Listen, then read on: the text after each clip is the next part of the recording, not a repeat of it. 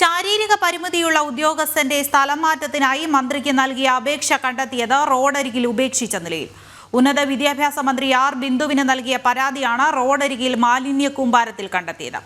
മന്ത്രിയെ നേരിൽ കണ്ട് നൽകിയ അപേക്ഷയാണ് ഇങ്ങനെ ഉപേക്ഷിച്ച നിലയിൽ കണ്ടെത്തിയിരിക്കുന്നത്. വിവരങ്ങളുമായി തൃശ്ശൂരിൽ നിന്ന് ആനന്ദ് പുതുൽ ചേരുന്നുണ്ട്. ആനന്ദ്, എന്തൊക്കെയാണ് വിശദാംശങ്ങൾ? കഴിഞ്ഞ ദിവസമായിരുന്നു സംഭവം ഉണ്ടായിരുന്നത്. അതായത് ഈ ശാരീരിക പരിമിതിയുള്ള ചില ഉദ്യോഗസ്ഥരുടെ സ്ഥലം മാറ്റവുമായി ബന്ധപ്പെട്ടുകൊണ്ട് ഭാര്യ നൽകിയ അപേക്ഷയാണ് ഇത്തരത്തിൽ ഈ റോഡരികിൽ മാലിന്യത്തിനൊപ്പം കണ്ടെത്തിയത്. ഈ മന്ത്രി ആർ ബിന്ദുവിനെ കഴിഞ്ഞ ദിവസം നേരിൽ കണ്ടാണ് ഇത്തരത്തിൽ ശാരീരിക പരിമിതിയുള്ള തന്റെ ഭർത്താവിന്റെ കാര്യത്തിനായി ഭാര്യ അപേക്ഷ നൽകിയത് എന്നാണ് അറിയാൻ കഴിഞ്ഞത്. ഈ മന്ത്രിയെ നേരിൽ കണ്ട് നൽകിയ അപേക്ഷ പരിഗണിക്കാമെന്ന് ഉറപ്പ് ലഭിച്ചിരുന്നതായും എന്തായാലും സൂചനയുണ്ട്. എന്നാൽ തൊട്ടടുത്ത ദിവസം ഈ മന്ത്രി പങ്കെടുത്ത പരിപാടിയുടെ ഭക്ഷണമാലിന്യങ്ങൾക്കൊപ്പം റോഡരികിൽ നിന്ന് ഈ അപേക്ഷ കണ്ടെത്തുകയായിരുന്നു എന്നാണ് പറയുന്നത്. പക്ഷേ ഈ സംഭവം വിവാദമായതോടെ മന്ത്രിയുടെ ഓഫീസ് ഇവരിൽ നിന്നും വാട്സപ്പ് വഴി മുഖേന ഈ അപേക്ഷ കൈപ്പറ്റി എന്നും പറയുന്നുണ്ട്. എന്തായാലും വലിയ പ്രതിഷേധം തന്നെയാണ് ഇത്തരത്തിൽ ഈ റോഡരികിൽ ഈ അപേക്ഷ ലഭിച്ചതിൽ നിന്ന് ഉയരുന്നത്.